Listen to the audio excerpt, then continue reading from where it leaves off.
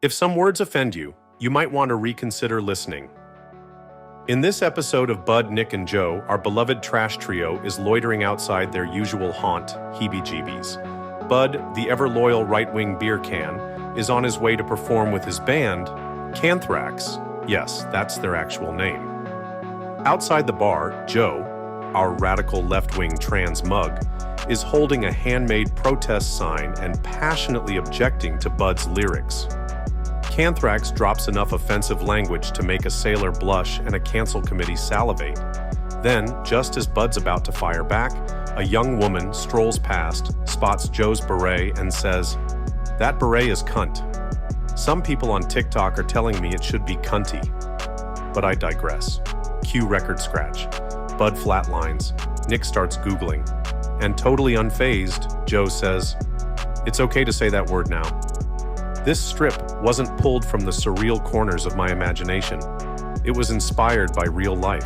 At my day job, I'm surrounded by millennials and Gen Z, which means I'm also surrounded by mysterious slang and the kind of cultural shifts that make you feel like you just woke up in a different dimension.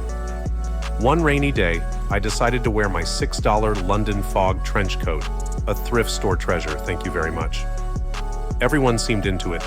Nods of approval, nice comments. But then, as I was heading out, a younger coworker said, "Your coat is cunt." I blinked, asked her to repeat it 4 times. Each time, same word. Finally, someone jumped in to clarify. "Yeah, you're hearing it right.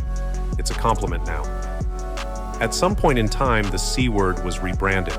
What once carried the sting of shame is now fashion-forward femme fatale praise.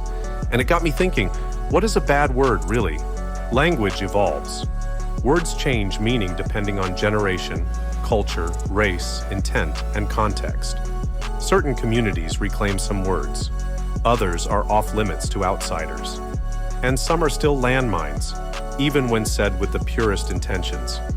We live in a time where saying the wrong thing, on the wrong platform, to the wrong crowd, at the wrong time, can cancel you faster than a Netflix series with promise. But here's the thing. I'm a firm believer in free speech. Yes, even the ugly parts of it. Hate speech, as disgusting as it is still legally protected speech, but that doesn't mean it's useful. It usually just outs the speaker as a certified jerk. For me, the question is always intent. Words on their own are just sounds and letters. It's how we use them, and why, that gives them power.